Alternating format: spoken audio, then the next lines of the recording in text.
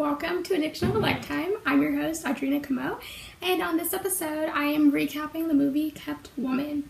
Kept Woman is a movie about a girlfriend and boyfriend who just recently turned fiance, engaged. They live in the city and their apartment's broken into.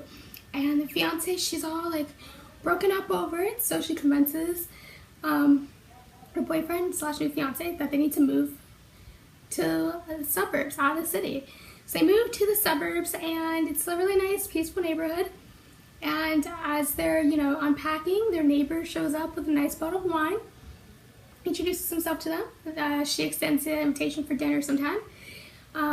One day, her fiance is off to work, and she is a writer, so she stays at home and works. She sees her neighbor coming out to his car. She runs over like, "Hey, I mean it, let's have you over for dinner, date this week." He agrees. He comes over for dinner. He seems nice. And he starts saying some weird stuff about his ex and what happened, and makes the even kind of weird, but kind of reveals that he lives alone. So the woman, while she's at home, she's supposed to be working on her writing career, but she has this weird hobby of solving crimes online that haven't been solved with this group of people that she's never met before. And she starts noticing the guy go in and out of his house, with groceries that maybe are more for one person and stuff like that. And when he came over, he smelled like perfume and not cologne. And her fiance's like, "Dude, you're reading too into this. You're too into your little group online.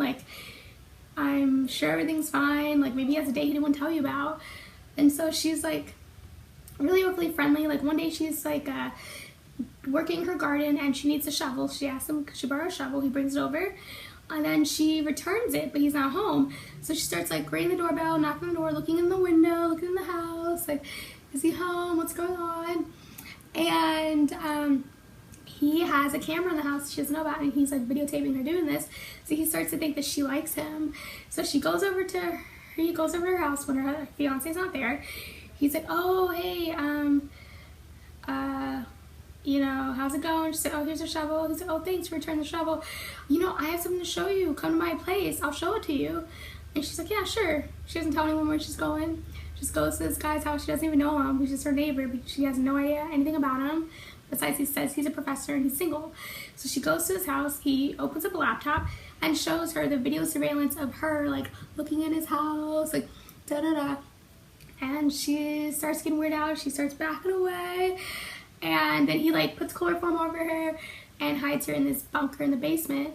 And she wakes up to this really brightly colored 1950s style home. And this other woman's dressed up in Leave It to Beaver, Joan Cleaver style clothing. And she's like, "It's okay, this is your home now." And the girl's like, "What? No, I gotta get out of here." And she's like, "No, you just make it worse. No one can hear you. It's soundproof." And she's like, "How long have you been here?" She's like, "Oh, for years.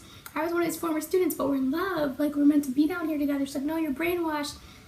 We'll work together and get out." And the girl's so far gone, she doesn't understand this.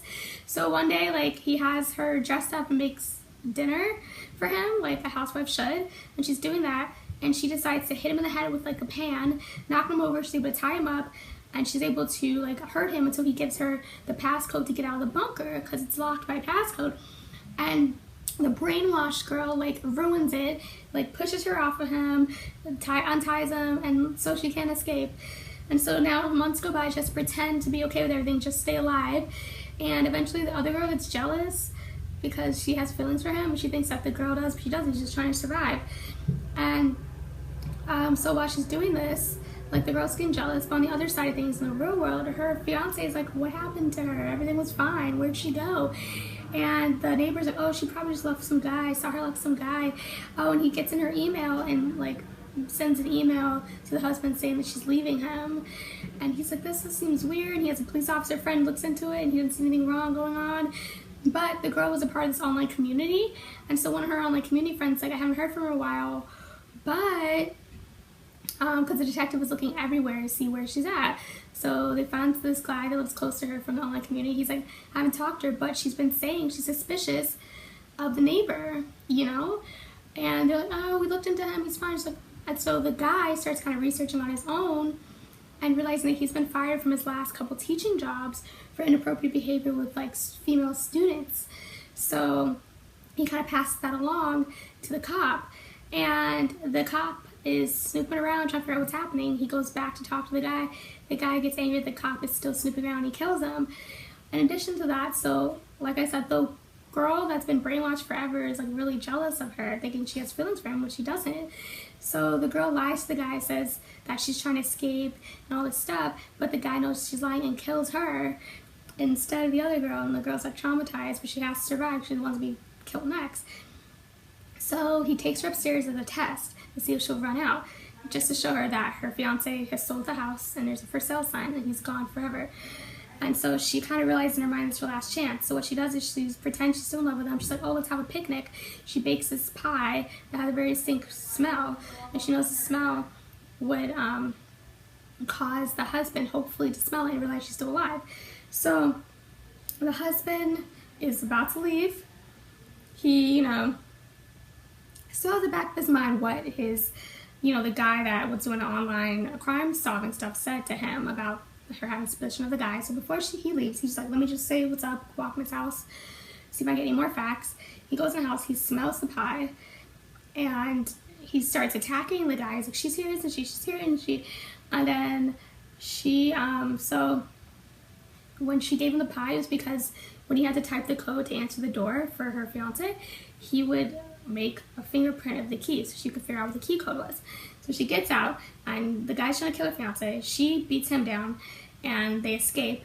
And then he goes to jail, and she goes visit him in jail, and has a book with her because she was a writer, and she wrote a book called Kept Woman about her ordeal in the bunker all that time, and gives it to him. And that's the end of the story. Alright, that was Kept Woman. Thank you for watching Addiction of a Lifetime. I'm your host, Audrina Camo. Make sure to watch more videos. Please subscribe. Tell everyone to subscribe. Addiction of a Lifetime on YouTube. Search it.